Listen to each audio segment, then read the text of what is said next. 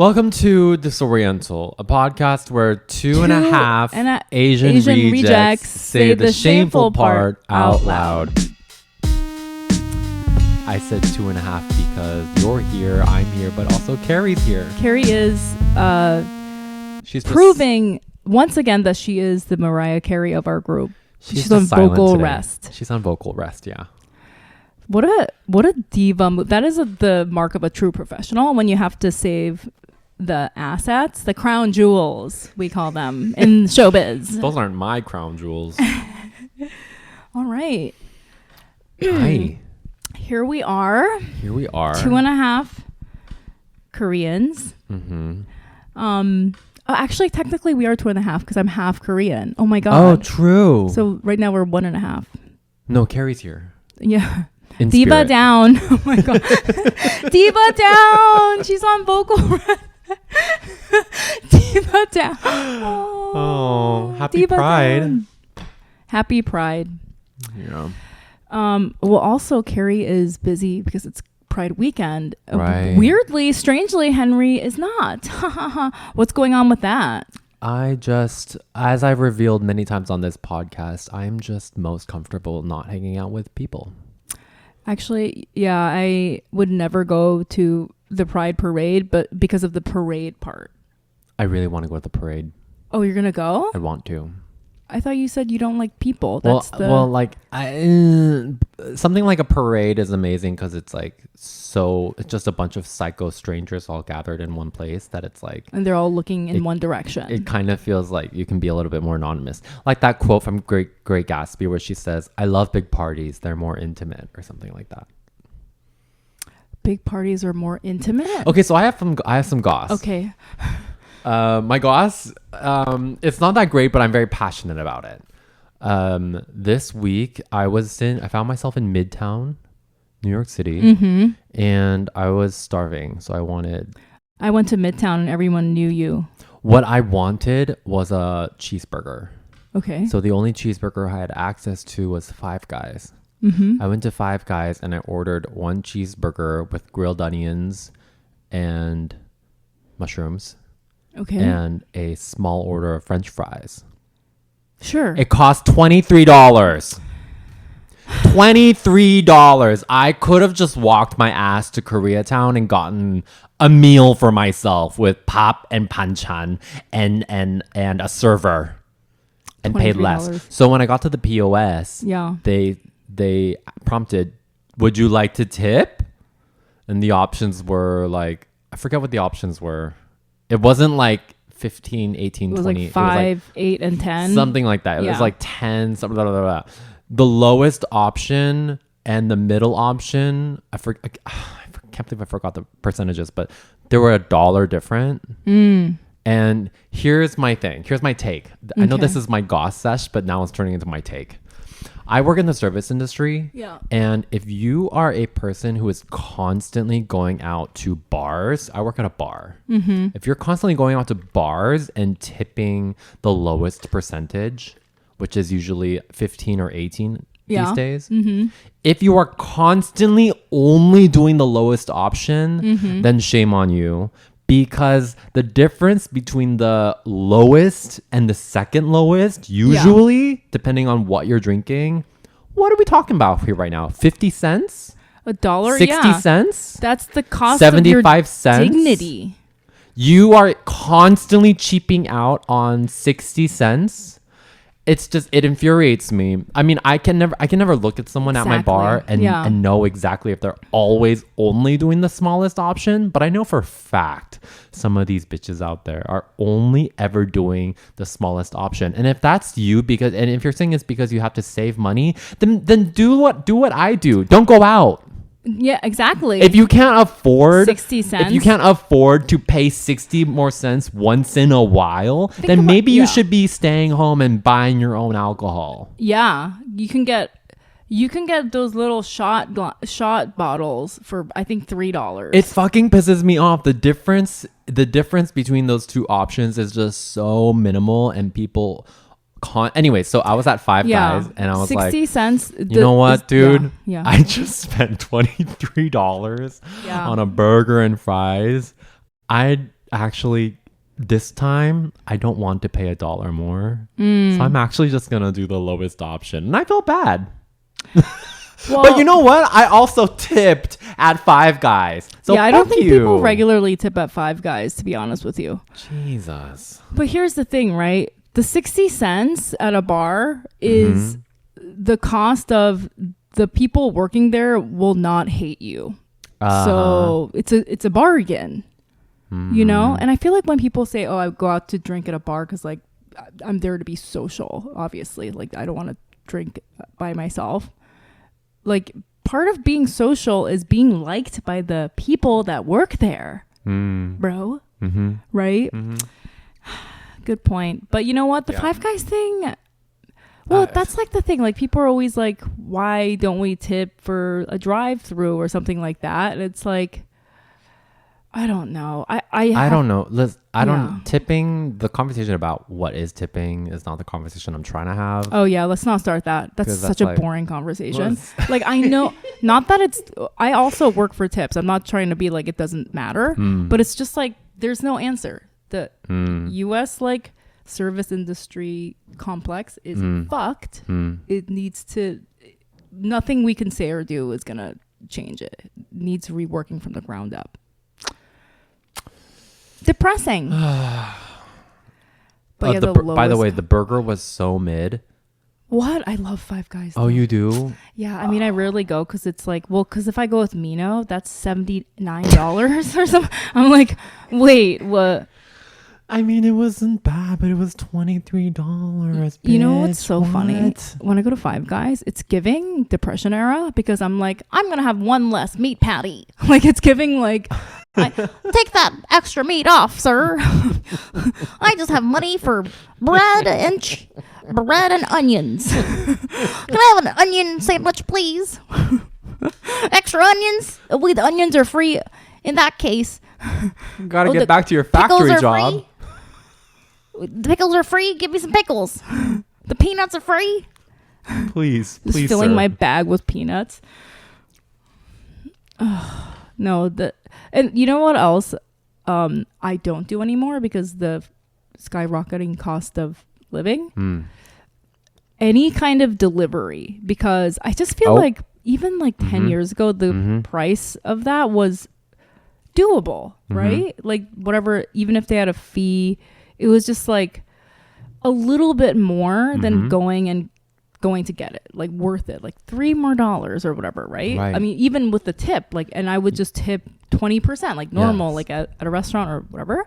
But now the cost is so high that I never do it. But the few times that I do it, I default to thinking I should skimp on the tip, which is really fucked up because that's the last place I want to skimp. Like I want to take off the fee that the billionaire tech guy is making, which is $19 for some reason. Like I don't want that person to make $19.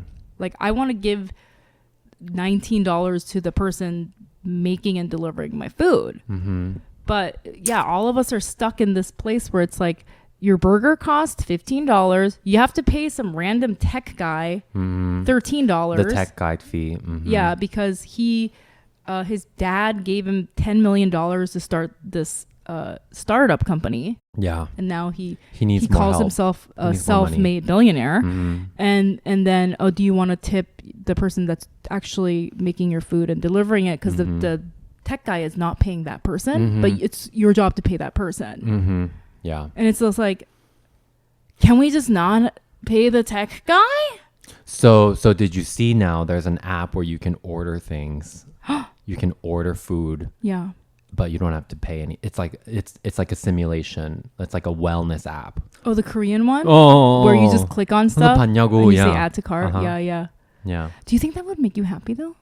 Should we try it? It's a dopamine. What we're talking about is this dopamine website where it looks like Seamless or it looks like a clothing store, and you can add to cart, purchase it, but nothing comes, and you don't spend any money. Right. It's like a make believe. It's like for dopamine. Do you think that would work? I think so. We should do that. We should try it. Because I wonder if that's like Yeah. Okay, I'm gonna try it because apparently it's like blowing up. Maybe Everyone's we'll try using it. it in Korea. Put it on our Patreon. I must say that if I order something like a clothing thing online, that usually happens at like 3 a.m. When it arrives, I don't care about it. And I'm like, what the fuck is this? This is butterfly halter top. I hate it here. So it might work on me.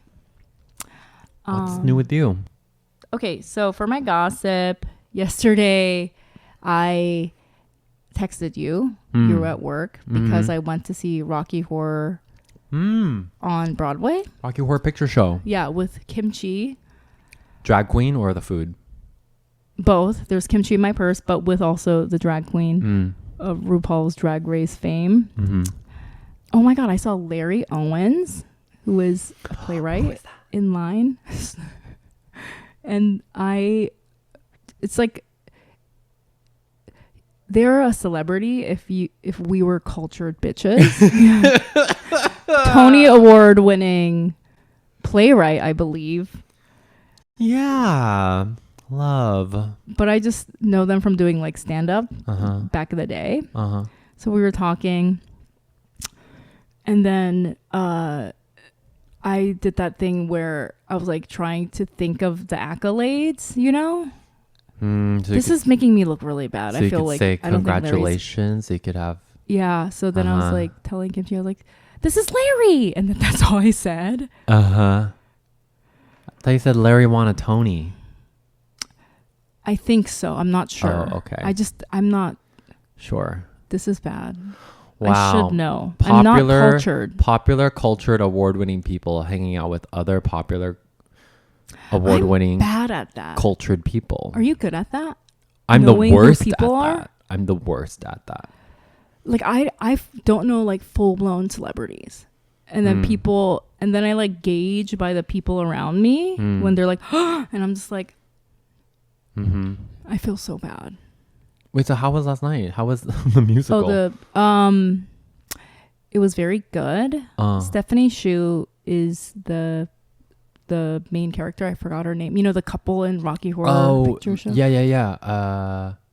What do they call them? The straight Brad man? and I mean, in the thing, they are the straight couple. But okay, so Stephanie Hsu, amazing singing voice. I did not know she sang, but I think maybe somebody else that was there with me was like, oh no, she's a great singer, great actor. And you know, I know like the thing is like campy, the play is campy, but like she was doing it so well. Cause like I feel like people think campy just means like bad acting, but no, it's like a totally difficult to act genre and to do it like well, you know. But I just feel like, you know, I've been watching a lot of plays these days and musicals and like theater acting, live acting. It's so different when someone's good at it and someone's bad at it. Like Stephanie Hsu is so good at it, and I think the way I want to describe that is like when someone's like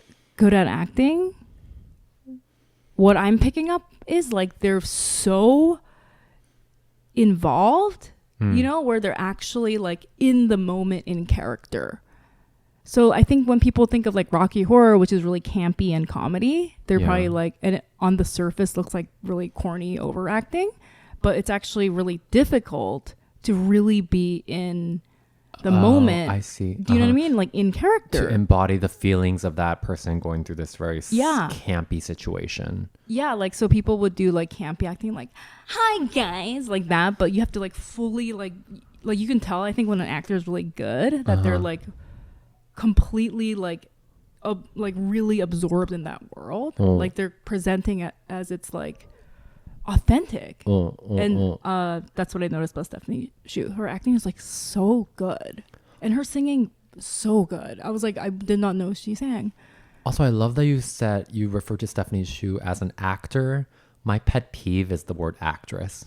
I'm not even an actor myself, so I don't know why I have a strong opinion on this, but I like that. Oh, I don't know. I thought that somebody said that you're not supposed to say actress. I feel like I heard that when I was like, I've never heard that. I've never heard anyone else have this opinion. Actress isn't a word, technically. That's what I heard once. That. And I just kind of went with it. I love it, yeah. But that not by that might not be right. Sure. Apparently, the word actress isn't a real word. So Rocky Horror Picture Show is like a big deal. People have very strong connections to Rocky People Horror love Picture. it. Yeah. Can I say one thing though? Please. So this is gonna sound so hatery. This is related to your K-pop conversation. Oh. So Rocky Horror, I don't know that much about it, so I'm not gonna act like a fan. So I showed up and was like, yay, like I know some of the songs. I've seen the movie.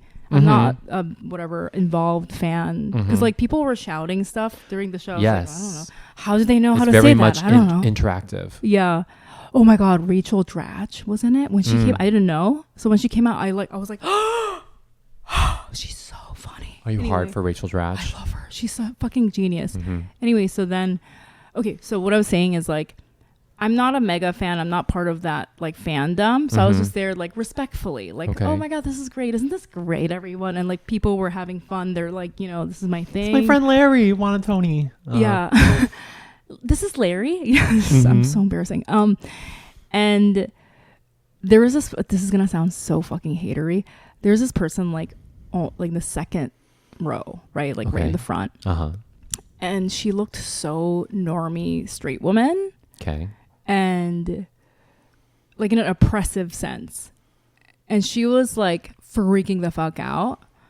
And she was just like singing all the words. But it was just like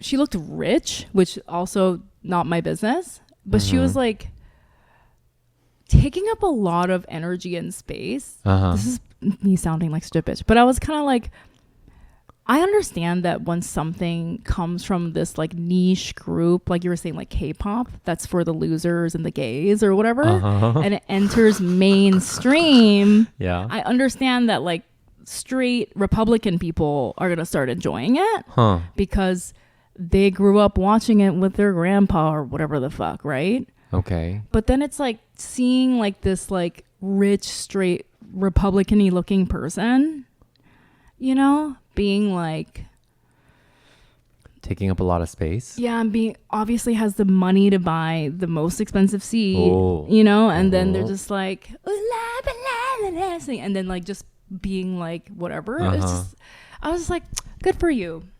I hope that you vote in favor of gay rights, which I don't know if you're doing that. Whoa. This person was really, in your eyes, really giving Republican-y. It was giving Republican-y. And it's like, that whole thing always is fascinating to me. You know how like Republican-y, fully transphobic, fully homophobic people will still enjoy Rocky Horror because, they grew up watching it with their grandma or whatever.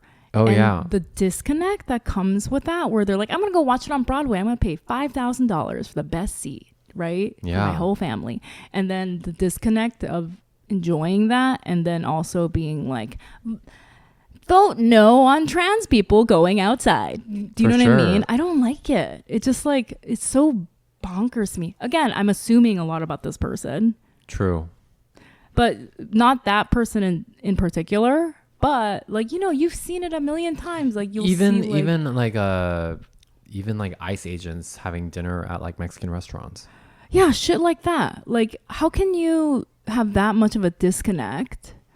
Or like when that Republican woman that was running for governor, this was years ago, and she was running on this very hard like undocumented workers, and she was saying racist stuff like, oh, they get these illegals out of here, and then they found out that she hired a bunch of people that were cleaning her house and they're all undocumented, and she did it on purpose to underpay them. And then when that got found out, she like fired all of them, like, oh my, I can't believe this, like that. It's just like them sucking dry the work and lives of these people that they actually hate. And again, this is not about that one woman last night that I'm assuming too much about. Right.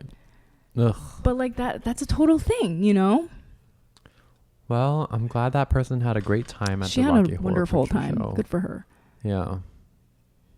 Yeah. I don't think that's too hatery of you. Yeah, again, I'm not hating on this one person, but I just remember looking at her like, huh, cool. Unless. So do you think I would enjoy the show? Yes. Do you like watching live Broadway shows? Yes. What's your favorite that you've seen? I've never been to Broadway. Never been.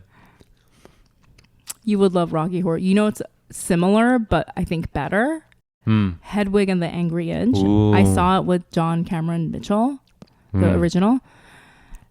So good. I personally think it's like a similar vein, better version of Rocky Horror because there's like a stronger emotional narrative that's like an actual play that goes throughout the whole thing. I mean, they're very different. The only thing is like there's like Hedwig is like a trans woman and then, you know, but what I mean by similar is they both started as these like people that were big and, you know, like, what's that called?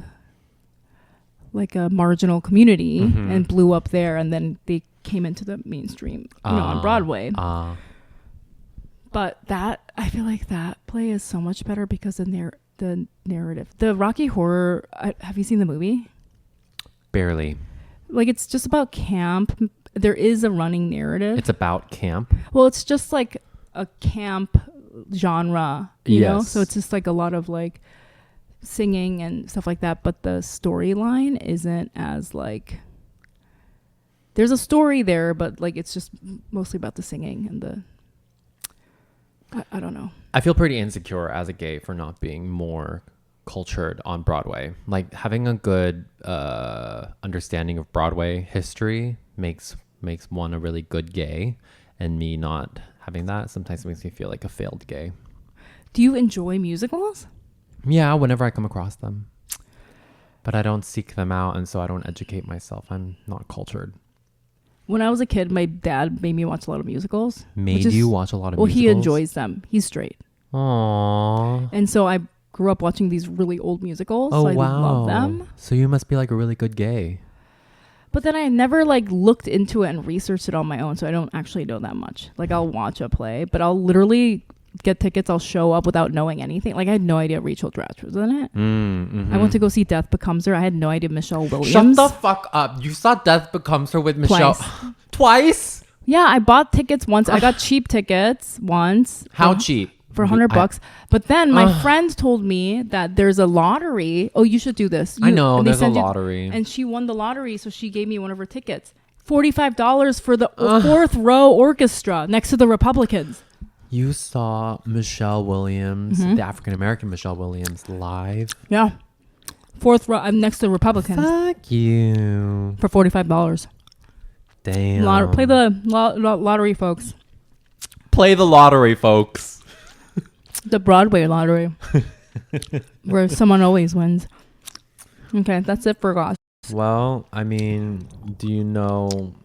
Well, if you don't know anything about Broadway, how much do you know about Korean culture? Because it's time for our Korean off. Korea off. Should we make a graphic that's like the Nicolas Cage Face Off? What is that? The movie Face Off with Nicolas Cage and John Travolta. John Travolta. Mola.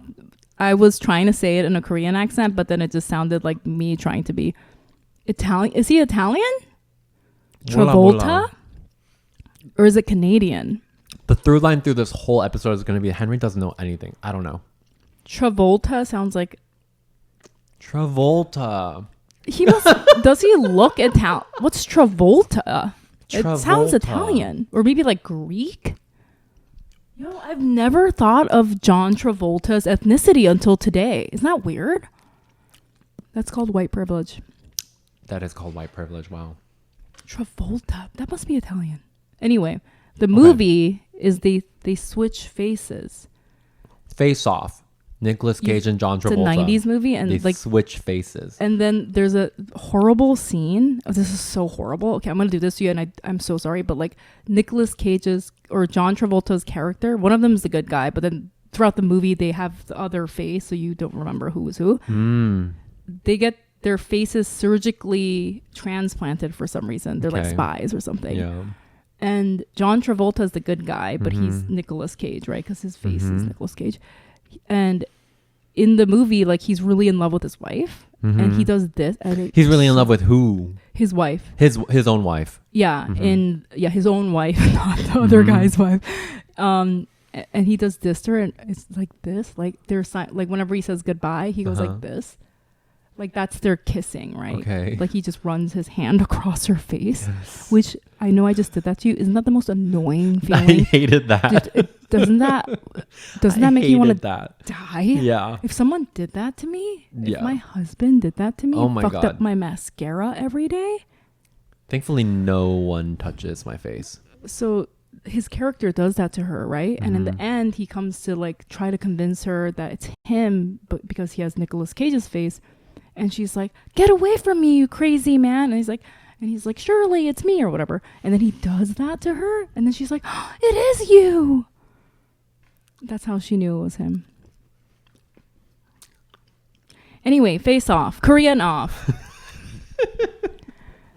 The segment where we used to have a segment called Korean 101 for Carrie. Carrie, is right here. Just diva down. She's with us. Carrie is Korean but adopted, so we would teach her like a Korean fact every week, Henry or I. Yes. But since she's diva downed, yes. We changed it to Korean Off, where Henry and I try to out Korean each other by introducing a fact about Korea that the other person might not know. Last week you said something and I did not know, so you got a point. Are you you didn't know the small dick thing? Yeah, I didn't know that. Okay, cool. But then it wasn't true, but still I didn't know. So it wasn't true, but I didn't know. So those are the rules. You got 1 point. Fine. So far 1 and 0. Cool. Okay. Love it. Awesome. For this week's Korean Off, I'm going to tell you that, first of all, I'm going to ask you, do you know what Han is? The word Han. What does it mean? Is this the part where our Korean podcast finally talks about Korean Han? Okay, so tell the listeners. Groundbreaking Han.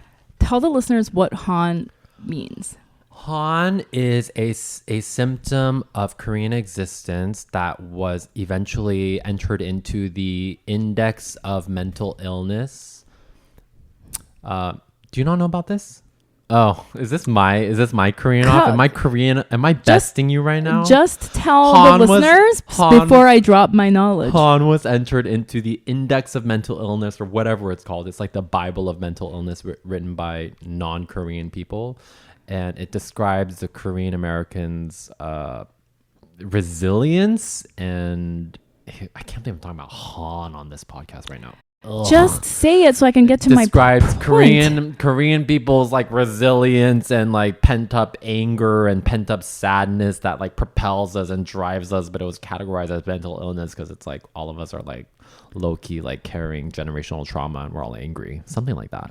Okay, so that's really interesting about the mental health diagnosis because that kind of fits like what I'm going to talk about. I discovered in my because I was like, I wanted to write an essay about Han for my Substack, which apparently you didn't read because I have no idea what I'm about to say, Henry. Okay. And I looked into it because I hate the word Han. I just don't like it. It just makes me feel weird. And there's something about it that like, I feel like how people frame it just like makes me uncomfortable. I don't know. So I wrote this essay because in researching it, I discovered that Han is not from Koreans. Like Koreans didn't come up with that. Guess who invented the term Han?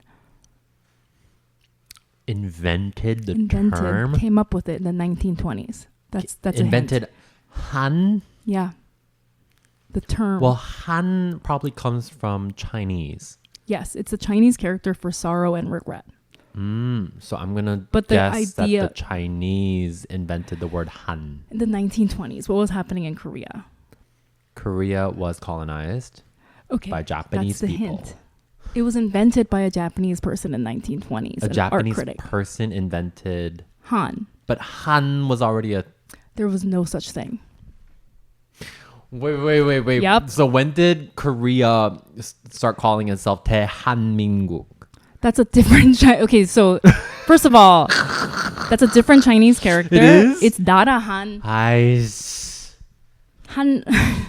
Okay, this is so funny because I remember one time my Korean American friend was talking about, she was like, oh, it's like, is that why they call hanyak hanyak? Because it's sad when you're sick and you have medicine. And I was like, no, han, that's like the Chinese han, like 한자 할 때 han.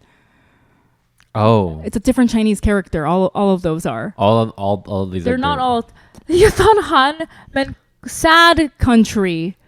It's a different Chinese character. Anyway, so the term Han was coined by a Japanese art critic. Wait. Sorry. Before then, there was no concept of a sorrow and anger that was specific to Koreans. But hear this. But wait. Let me finish and then because okay. So in the 1920s, this person right after I looked all this up.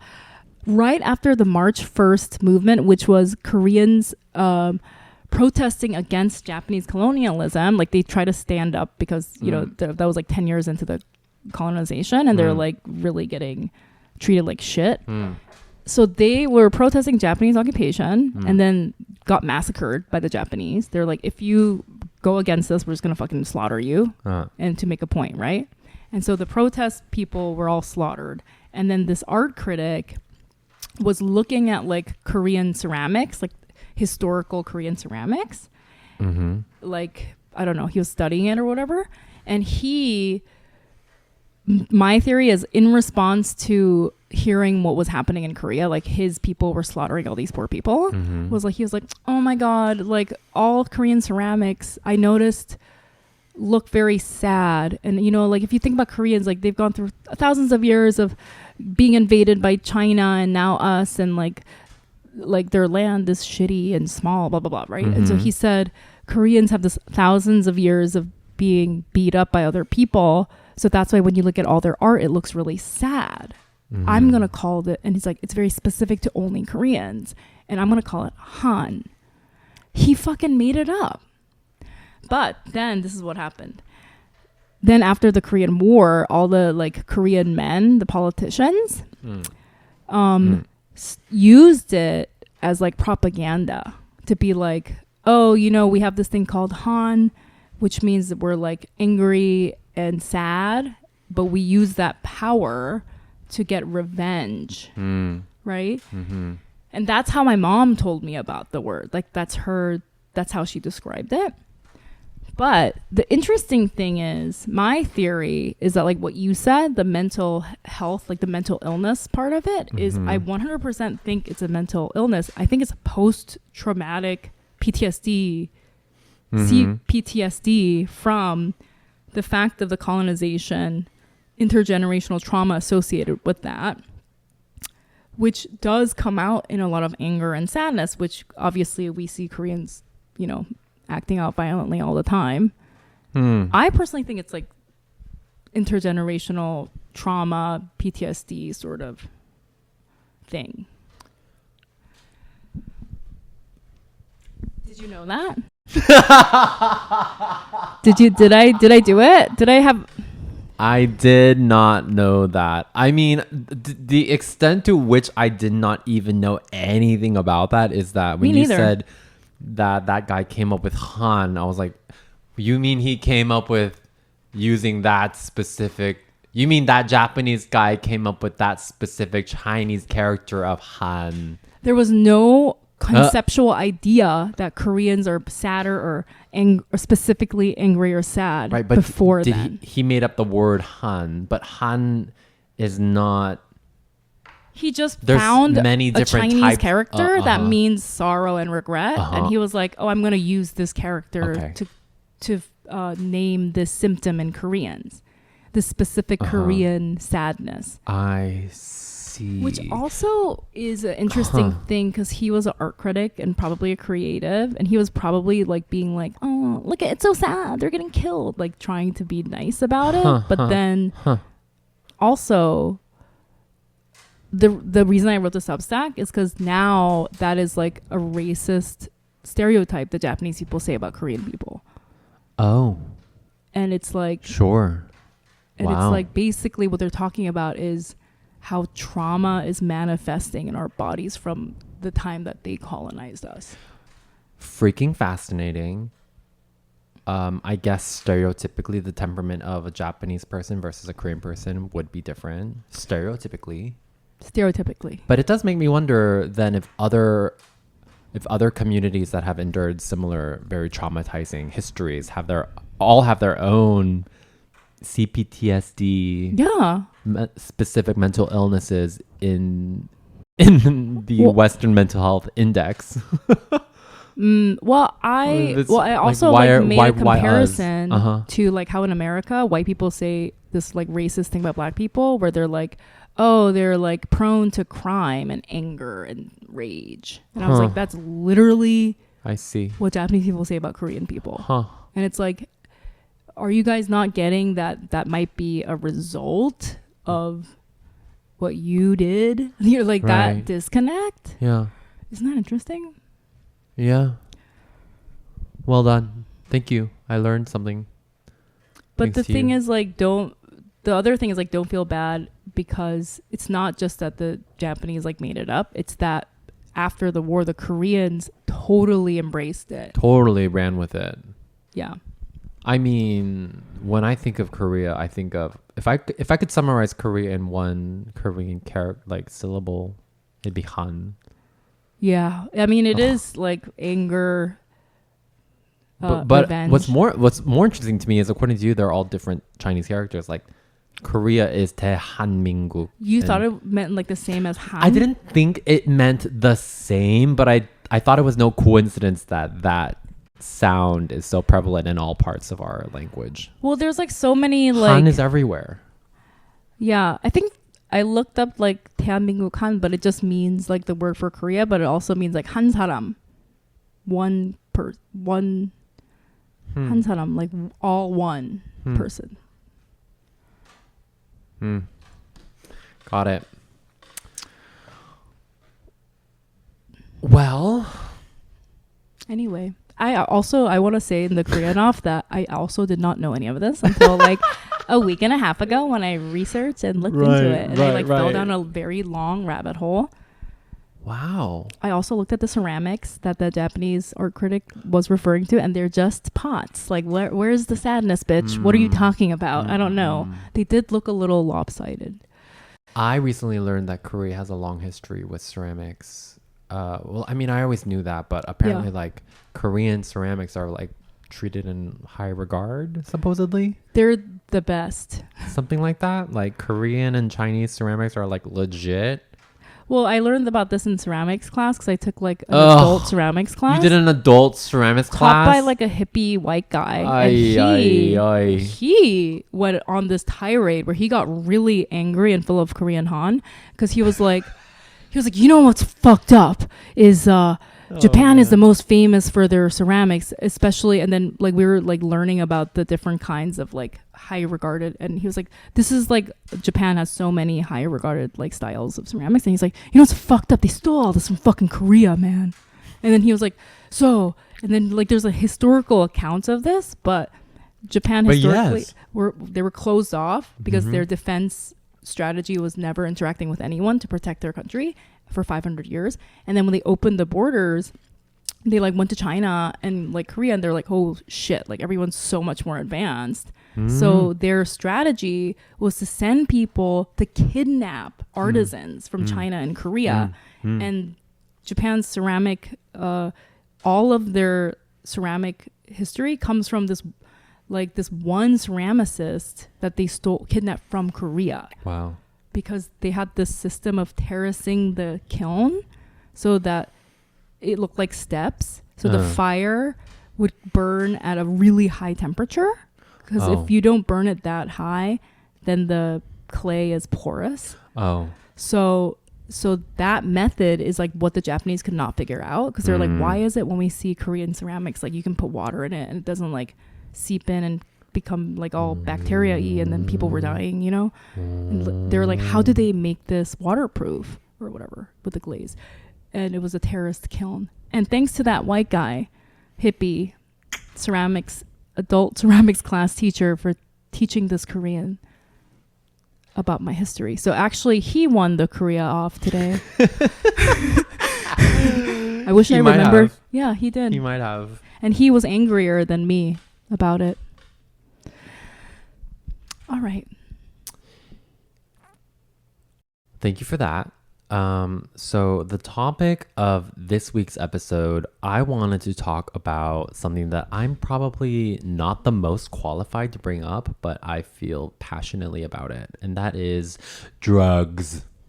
Okay, I was looking at your notepad, and it said dicks, and so I was like, which one is Henry gonna? It says, you think I'm not qualified to talk about dicks? Why? I was like, because mine's small. no one said that. My Actually, God. do you want me to say it again? Hand pinching emoji. Oh my God. You want me to say it again on this episode? Yeah, so I thought we would talk about drugs. Oh, drugs. Okay, Yeah. You're not qualified to talk about drugs? I am not qualified to talk about this. I am probably the churchiest church Asian out of everyone that listens to Disoriental. Well, I mean, let me give myself some credit. Like I do drugs and I've done drugs. And I like drugs and I'm very pro drugs, but I love the idea of us having That's the FBI. They heard you saying that. The Korean FBI found you. There's knocking on the ceiling right now when you said that. One of my neighbors supposed to be hanging up a painting. But yeah, I love the idea of us talking about drugs. Well, I think you just saying that you've done even one single drug period means that you've done more drugs than 99.99% of Koreans. So okay, so here's some context. I am a millennial child of the 90s. And when I was in junior high school, my older sibling, who's 3 years older than me, and I only have one sibling, I found out that he had done marijuana. wow. And I found this out at church. Wow. So when my mom came to pick me up from church, I got in the car and I started crying. And I screamed to her. I was like, that bitch is doing marijuana. Mayak. Call the police. Call the police right now. Jail. Immediately. Like, wait, that's the kind of person I was. How old was your sibling? 3 years? He was 3 years older than me. And you were 13 at the time? I was 13, yeah. That's the Korean FBI. They heard. They're like, where does he knocking right now on these walls. Her 16. He was 16. Prime weed smoking years, I must say. Yeah. And then what happened? I think my mom is like such a firstborn child apologist. Like she's always gonna be on his team more than mine. So I think when I told her that, she was kind of like, okay, like okay, like she didn't take it very seriously. But yeah, I remember in that moment I was just like, oh my God, drugs? This guy is this guy is off the rails. Do something. Call Jerry Springer now. Yeah. This is insane. The story is shocking to me that your mom didn't do anything. She didn't. Well, the truth is that my mom didn't have the power to discipline or reprimand us by herself. Oh, okay. And again, my mom was a single mom. She had too much going on. Yeah. Okay. Wait. I forgot that your mom was. As a single mom, I'd be like, sure, sweetie. That's great. Yeah, she didn't. It wasn't a big deal. I don't remember it being a big deal. Huh. But my reaction when I found out, devastated. Was monumental. I was devastated. I felt like I was living I felt like I was living with a criminal. It's crazy. I was so appalled. I love just imagining your mom just being like, oh no. Wait, should we do a role play? Can we do a role play where I'm your mom? Okay. When I say action, I'm picking you up from church. Okay. I'm a single mom. I have 2 children. Yeah. And working 9 to 5 to the bone to get food on the put food on the table, and I just dropped you off at church. You just picked me up. I picked you up. I dropped you off for an hour and a half, and I finally got a nap in, and I'm like, well, I guess. And then I'm like, okay. So I'm waiting in the car. Okay, action. Mom. Oh, you're not gonna believe it. What? Guess what I found out older sibling is doing? Drugs. Oh. Marijuana. Oh. He's doing marijuana. Okay. Do something. What are we gonna do? No. Call the police. Oh. What's the number to 911? Okay. Yeah. Yeah. Shut up. First of all, you need to lower your fucking voice. Okay? Stop screaming in the car. Why am I getting in trouble? Hello? Please, it's so loud. Okay. Slowly. Stop crying. Stop crying. Stop crying or I'll give you something to cry about. Okay, relax. One more time. What happened? Older sibling is doing drugs. Marijuana. Okay? Okay. Call the FBI. Now. Okay. No. Don't call the FBI. Why are you not freaking the fuck out? Oh, okay. Yeah. I'll talk to. Yeah. Okay, stop crying. You want McDonald's? Yes. I got so End upset. scene. I was like, why was your volume that loud? That was the energy that I brought into that car for sure. Okay, so why do you think your mom wasn't freaked out? Do you think it's because she's cool? Or she's just burnt out? She was burnt out. Because fast forward maybe 10 to 15 years later. Yeah. And I'm the stoner. Plot twist. I'm doing all the marijuana and I'm calling my mom, telling her all about it. Oh my God, Mom, I love weed. I know that's crazy. But I'm buying all these joints. I'm buying all these edibles. And I'm like, Mom, please take an edible with me, please. And she's like, absolutely not. Why would I fucking do that? Please, Mom, please. She hates that I smoke weed. She hates weed. Do you think she talked to your sibling about it at all? Great anything question. happened, do you think? Or what would you guess? No. I don't know if anything happened, but my sibling had even more kind of bigger shit going on that we had to address. The weed was secondary. Okay. Or third. Right. Yeah. But yeah, I became a weed smoker. Okay, so by drugs, and just because you are introducing this topic, can you tell the listeners what drugs you do besides obviously the hardest drug of them all, which weed? is weed. Besides the hardest drug of them all that I do, which is called weed, I've also done mushrooms. Hate. Okay. Hate so much. Interesting. I've done acid. Okay. Much better than mushrooms. Sure. I've done your classic Molly pill, which at this point could be, at this point it was probably meth. Who knows? They're two very different drugs. I feel but it's just these pills that you get. It's I have no idea what's really in them. I feel like you would know if it was meth and not Molly, right? Okay. Because Molly makes you feel very high and loose. And then meth, makes you feel like nothing. Nothing. It doesn't make you in an altered you are, but it doesn't feel like it. Do you know what I mean? Oh, yeah. It's like cocaine, where I feel most of the time I'm I don't feel anything. Hate cocaine. I know, I hate it. It makes me feel so It's bad. so she is so popular. Cocaine is so popular. I She don't is know that girl. What's happening recently? Every time I go out, somebody's offering me cocaine, which never used to happen. Every time I decline cocaine, I'm I am not cool. I'm just not cool. Okay, I fully decline it now, but there have been times, a handful of times where I've said yes, the last year, and every single time makes me feel immediately so depressed. When you do it. Yeah, I'm I feel oh, fuck this, I'm gonna go home. I get it's not even angry, it's just I hate everything and everybody. Well, I heard that cocaine just kind of reverts you back to your 8 p.m. self. So that would make sense for you that you would just... 8 p.m.? Yeah.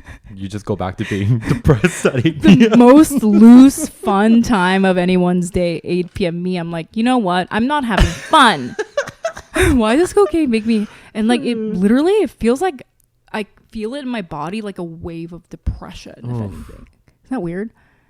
And then I think it's the ADHD thing. One time there's like, well, it's like a handful. It's like hit or miss. I would say half the time if I do it, it makes me immediately like feel like I'm going to fucking fall asleep. Oof. It's really, I don't know. It's not for me. And then before I had done any of this, especially before I had done marijuana for the first time. Marijuana cigarettes. I was working at H&M and my coworker offered me heroin. What the Coworker offered me heroin. You started at heroin. And the thing is, I wasn't even like scared or appalled. I was just kind of like, oh, that's cute. I don't do drugs. No, thanks.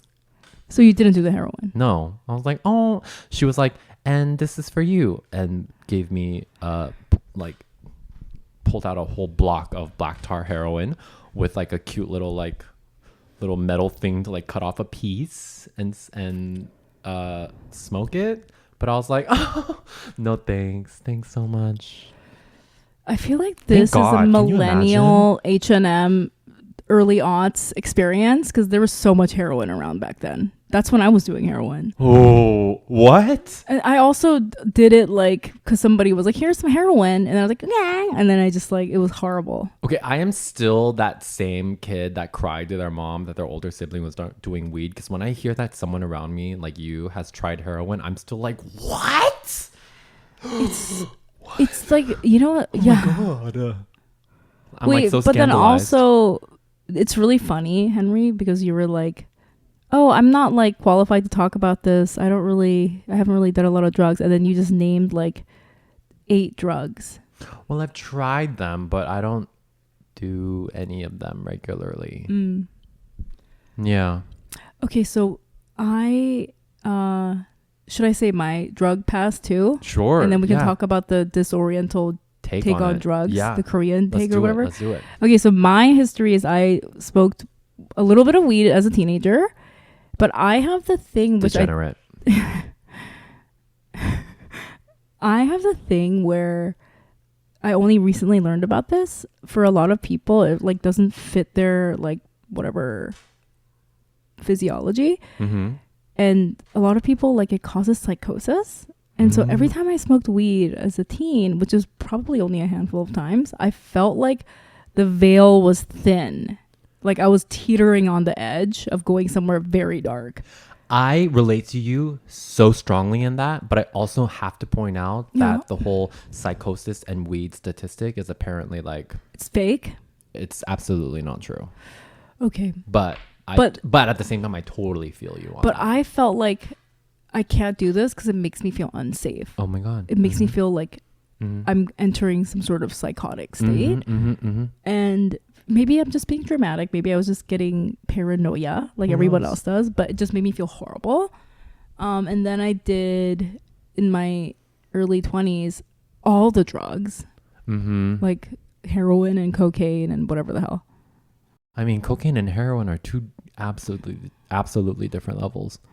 Yeah. And then all the other, whatever, Molly acid. But, in my early 20s, I did mushrooms and I hated it as well. And then later on in life, like 10 years later, I guess my late 20s when I was married and I just had Mino, I started microdosing and it was so great. And it really like shifted my brain. You know how they have like those therapies now? They're like mushroom and ketamine and... Oh, we forgot ketamine. But yeah. Yeah. Yeah, like really restructured my brain. And I think it helped me like resolve a lot of my depression. So, and then I remember thinking like, I used to do mushrooms when I was like in my 20s. I tried it and it was horrible. I wonder what changed. Maybe just because I was doing less. So tiny doses. Yeah, but then I was like kind of doing a lot of doses. Like I was supposed to only take a few a day, and then I was like, well, might as well throw some more in there. And just like sitting at home, like 2 p.m. I'd be like, oh my God, I'm fucked up, bro. Like, but I feel like it really altered my brain, made me feel good. But similarly, I don't really do any drugs now. Like, you know what I mean? Yeah. Well, I don't buy drugs, or you know what I mean? I guess I'm just not in the situations where people do drugs. That's interesting because I mean, we joked earlier about like going out and like mingling and schmoozing with people that have won Tony Awards and et cetera, et cetera. But like I feel like usually in those kind of spaces, you're absolutely going to get offered drugs. Maybe I have cop vibes, but like I said, recently I have been getting offered cocaine, which I never did until recently. So my read on that was like more people are doing cocaine, but maybe it's just that like I always had a cop vibe until recently. Oh, interesting. I mean, a conversation about drugs has to be synonymous with a conversation about like your environment. I find it hard to not be offered drugs. Like I feel like I'm always being offered drugs and I'm always saying no, and it's like that stresses me out. Well, where are you in these like clubs, bars? Clubs and bars, and maybe people's homes. Why don't I get offered drugs more? Am I a loser? I don't know. I think it's not getting offered drugs. For me, every time I decline, it's like because I only ever decline. Don't offer me drugs. For me, drugs. But when I decline, yeah, I feel the peer pressure comes in, and I feel like a loser or whatever. So what? I know that I introduced this conversation, but I don't really know what it is that I want to say my take is on drugs. But when I think about having a conversation about drugs amongst Asian Americans, I kind of want to say, do the drugs? Oh my gosh, what am I saying? Do the drugs, yeah. What if anyone needs, you know who needs to do more drugs? Koreans. That's my this is a disoriental take. Koreans need to do more drugs because why? The PTSD that we are calling Han, like we need to resolve that shit with ketamine therapy or something. Also, we need to do more we drugs. didn't talk about the worst drug of all, which is alcohol. Oh, I do that. That's my drug. Alcohol drink is so much. Absolutely a drug. It's a lethal, deadly, it's the worst drug, horrifying drug, and Koreans do too much lot of it. Maybe the Han is just soju drunkenness because it tastes so bad. It makes you angry and sad. Okay, like, get together. Yeah. With amongst your safe like crew. Yeah. Drink less somek. Soju. Yeah, don't drink that. Bad. Drink less soju, drink less mekju. Yeah. And maybe do drugs together. But then look, Korean Americans do a lot of drugs, I noticed. And I want to say that, yeah, like, I mean, I don't think more than other people in America, but I think when you live in America, drugs are such a big part of culture here that everyone that just grows up here just does drugs. And it's just like, remember when like Carrie was saying how she was like on a bender for a while and then she like came out of it, and I was like, oh my god, thank you for saying that, because like I feel like that's so common. So many people I know are just in different phases of having a bender at any given time. It's so common. And is there shame? Yeah, well, I feel like how American culture views drugs is very puritanical. So it's either like you are out of control or you are completely sober, where you don't even drink caffeine. You know what I mean? And it's like that, like religious, that weird, like. Do you think that's America's take? Yeah, because I think it's like there's this underlying Christian influence, and that's why I think in America you have things that are like people that are either considered alcoholics or AA sober. Like those are the two options here. Whereas you know, like when Americans go to like Europe and they're like, oh, like in France they just drink wine for lunch and nobody cares, which I think that's kind of bullshit, because I feel like if you ever go to France, there's so much like out of control blatant alcoholism that they're like sort of turning a blind eye to. Interesting. Like I remember my French friend was saying something like, oh, the alcoholism is rampant, but they just don't call it that. But there's this idea of like whatever, right? But drugs are a big part of American culture, but in Korea they don't do drugs ever. Because Ever. it's so illegal. It's extremely illegal. And for any tiny amount, and I know we joke about the marijuana thing with you, like, you know, Carrie and I were like, oh, he smoked weed, whatever. They smoked weed. But in Korea, they literally treat marijuana like heroin. Yeah, it's a huge There's deal. no tiers. Because in Korea, the word for drugs is mayak. And marijuana is known as mayak. it's just in one category, like illegal substances. Like, so whether it's weed or like literal Pills. literal meth, like Walter White meth, it's the same category. I mean, they might have different like severities of like sentencing, but So I just watched Squid Game season 2 and 3 finally, very recently, and a big part of that storyline is T.O.P. His character has pills on him. Oh yeah, in his little necklace. I'm so glad you brought this up. Yeah. And so I'm watching this thing, and it's like that's like the whole storyline is that like these pills are like completely taking over the people that are using them. Yeah. And it's like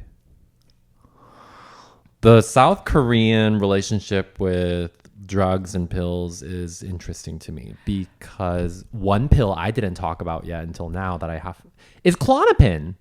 I have recreationally done Klonopin. Is that the relax anti-anxiety? It's an anti-anxiety pill, which I know falls into like, now we're talking about mental health medication, but yeah, but if you're using it recreationally, that's like a drug, like a party drug. Recreationally, Xanax, recreationally Adderall, recreationally Klonopin, and loved it.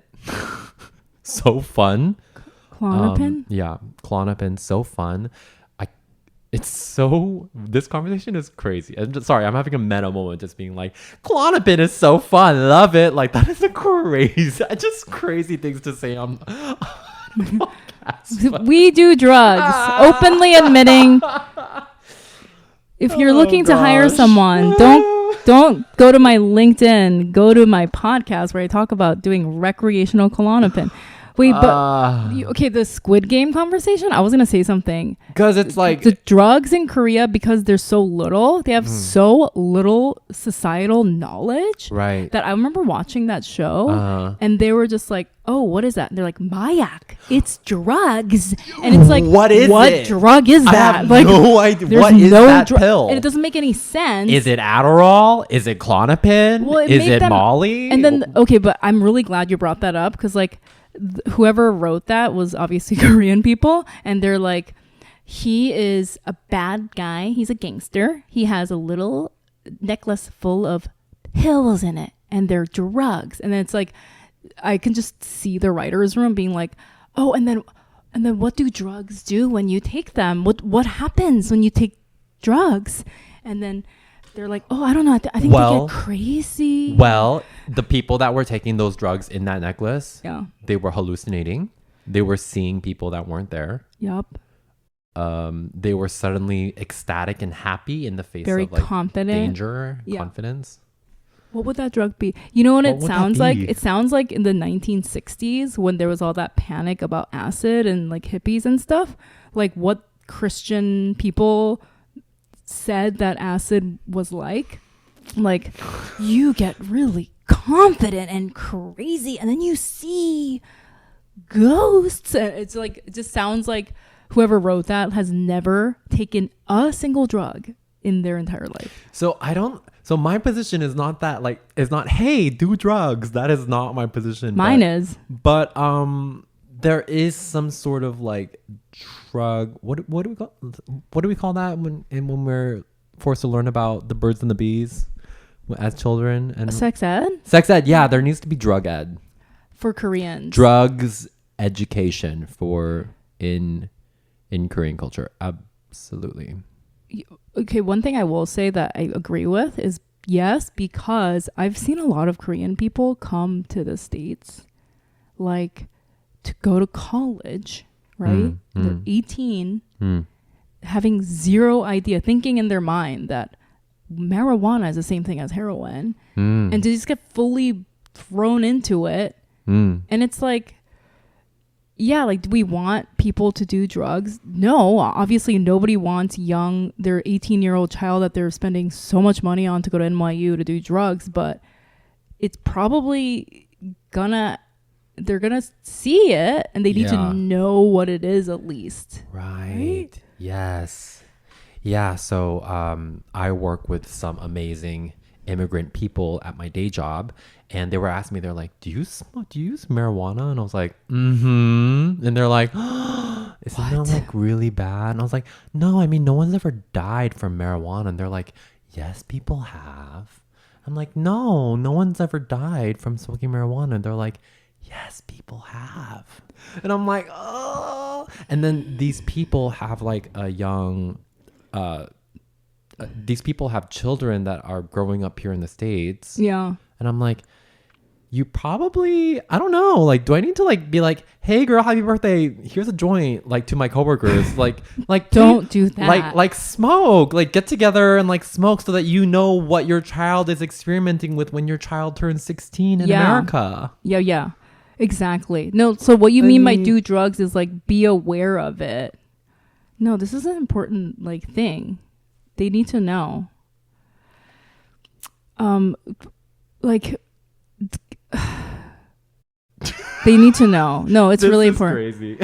But okay, there is one drug that they do have in Korea. Actually, it is meth, because diet pills and whatever are legal. Like, they're so like, for some reason they're so like innocent when it comes to drug culture that they have whatever they have there, and you can probably just walk in and get it. I don't think they have I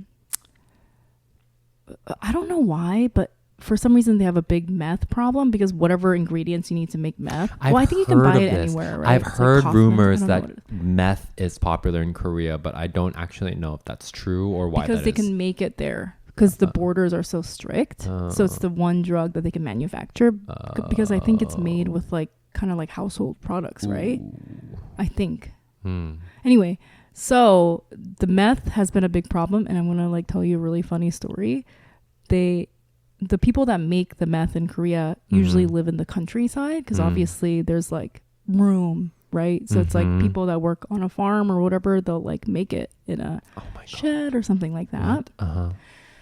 And there was this news story while I was living there that this guy made, and I like couldn't understand, because in Korea the word for drugs is just mayak. So the news story was like, this man was making mayak, and he filled like 2 big bags, and it looks like flour. All-purpose flour. Yeah. APF. And then he hid it under like this like cabinet in because he worked on a farm. And that was the cafeteria where the grandma like worked to make lunch for the workers. She thought it was flour. And made meth chun. Are you serious? Yeah, it was on the news. She made meth pancakes. Yeah, and you know, like in Korea they like blur out the face.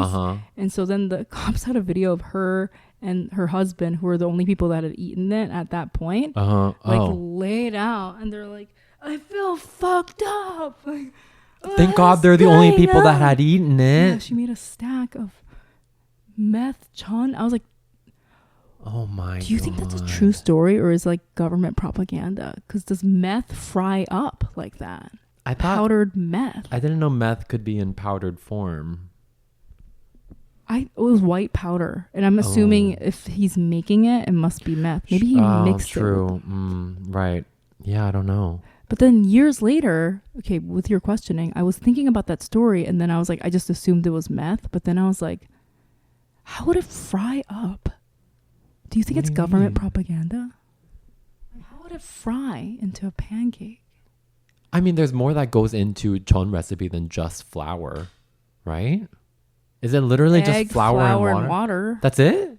So if she made meth, water, and egg, okay. I don't know if that would fry up. So if we have 2 cups of cocaine, do you think we can mix that with eggs and water and literally fry it up? What we should do is buy 1 cup of meth just to test this theory. I don't know if I can afford Do you a whole have cup of meth. $75,000? I don't think I can afford a whole cup of flour looking. But then how are we going to know if this is a true story? If that's propaganda, that's interesting propaganda. I don't know. Or what? Maybe it was something. Maybe it was just like, what could it be? Right? And then I asked my mom about it because I was like watching the news and I was like, what drug is that? And my mom said marijuana. I was like, Mom, they're saying mayak. Marijuana. But I think I was thinking that watching the news, I was like, they're saying mayak, but like, are they saying what kind of mayak? Like, they just keep saying mayak. And she's like, oh, it's marijuana. She's like, oh, that white marijuana. Floury powder is marijuana. I bet you know who knows if meth fries up into a pancake? ChatGPT. We do not need to be using water to answer that question. Yeah, the Korean FBI is already on our roof. This is true. Yeah, it's a big deal over there in Korea. Many celebrities have lost their careers to using drugs such as like Adderall. Oh, like can you tell us about the celebrities that like got caught at the airport? Who I mean, oh gosh. I mean, I don't know if any of our listeners care or already know this, but there was one like A-list actor recently. His name is Youngmi. I think that's the one that I heard of recently. Do you know this story? Can you refresh our memories? Yeah, he's like an A-list actor. Love his movies, love his work. But like, if you knew that he was like actually like gay, and going like back and forth in like New York and LA and Korea. And the thing is, if you're like a gay that goes back and forth between New York and Korea, and you're rolling with like other gay Koreans or that are in like New York, LA, then like, yeah, we do drugs, and yeah, we go to art museums really high, and yeah, we watch movies really high and go clubbing and do crazy drugs. That's like what we do. Yeah. So that's what he was doing, but it was like kind of on the low, but then somehow I think the police caught on, and then so when he landed at the airport in Korea, I do believe, they like grabbed them. They're like, you're not going anywhere until we test you. And then they tested their pee, and then everything just checked off. What were the drugs he had on him? I don't know I don't know if any drugs were Meth pancakes on his person at the time. But yeah, for example, that story is someone that absolutely goes overseas and does all the party drugs and comes back, and yeah, that's very illegal. But that's like very cut and dry versus someone who does other drugs that are a little bit more mysterious, like Adderall. Or anti-anxiety pills. I would say one thing about Korea and drugs, whatever conversation we're having about this. One thing I will say, if you're listening to this, never take drugs into Korea. Like, that's just, don't do that. Okay. No matter what. Did you do it? I would kill you. Okay, one thing is, look, I don't care if my son does drugs or whatever, experiments with stuff. I'm a cool mom. I understand. I want to talk to him about it if he does it. If I found out he ever fucking flew into Korea with drugs, I would fucking kill. I would be so angry. You did not. What did you fly in with? Weed. What did you take to Korea? The Korean FBI is gone. Say it now. They left. Did you really fly to Korea with drugs? What was it? Oh, they can't catch you. This is a joke. This is a bit. In case the Korean FBI is listening, this is a bit that Henry Bay and I, two famous comedians. I have heard that people take drugs when traveling to other countries. Into Korea. you've heard other people doing that. Other people. You heard your friend did that. Is that what you're telling me? I've never more felt like I'm being interrogated. That's the one thing. That is the one thing that I'm just like, I will literally kill somebody if I find out they did that. You don't want to go to Korean jail, actually.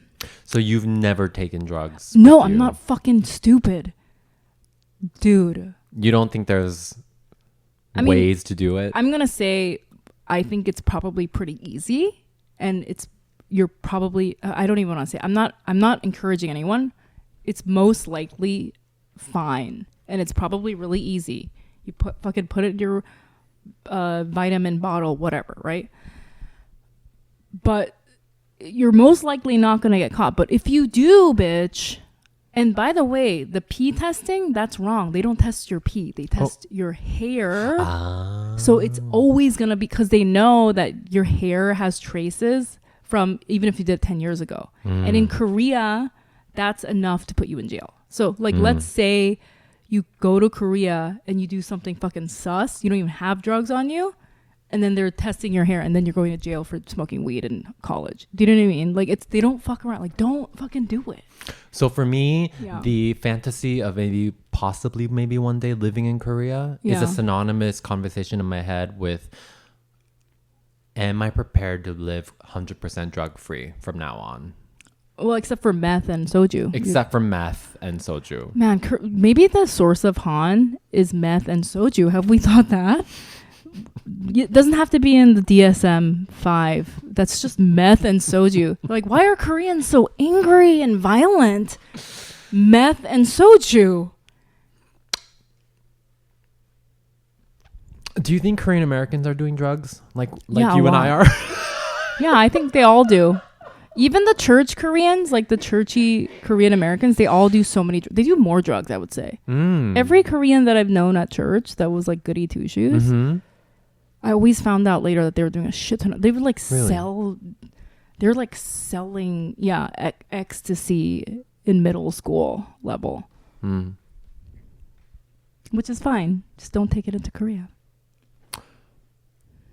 Which is fine. Just don't take it into Korea. That's your take. Yeah, that's my disoriental take. It's fine to do drugs.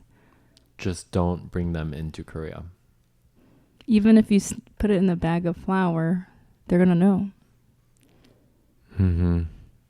You're not making pancakes without flour.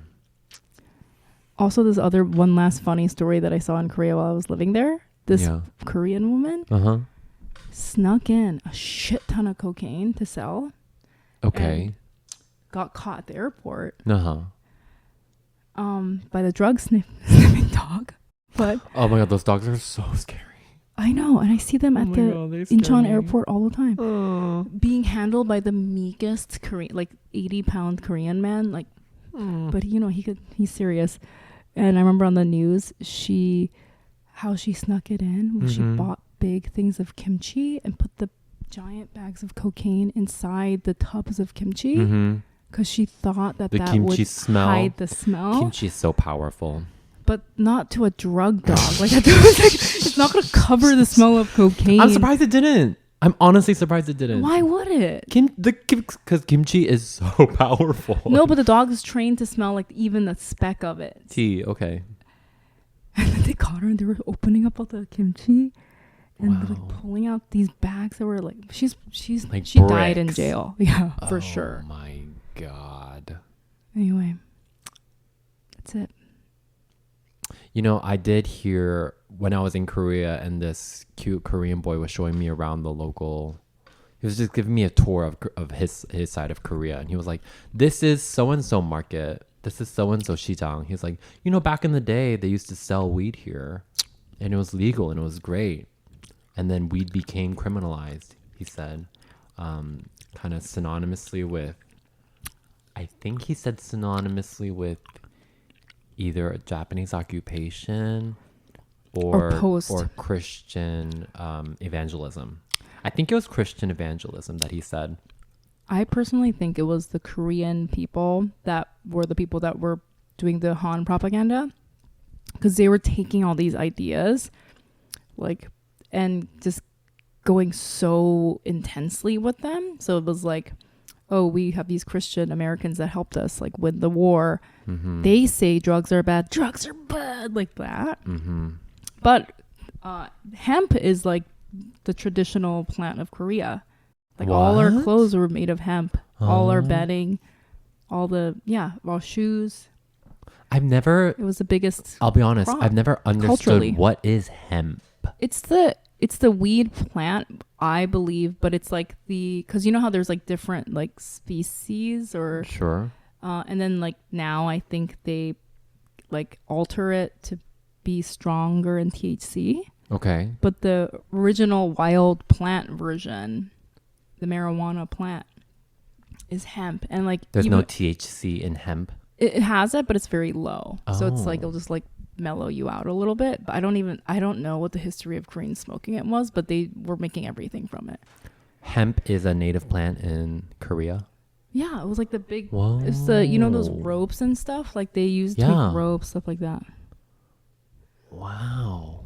Hemp. Yeah. Gosh, normalize being a stoner. Normalize being a Korean stoner. It's part of our culture, part of our heritage. I wonder. Yeah, I wonder if the hemp must be allowed. Man, Korea would be a beautiful place if it was just like Korea weed.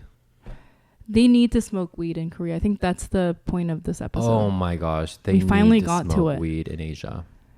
Koreans need to smoke weed. They need to smoke weed.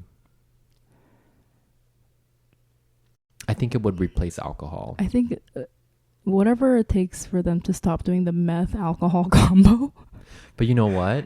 That same reaction you had to weed the first time and the same reaction I still have to weed of kind of feeling totally like this close to like teetering the edge of like being sane.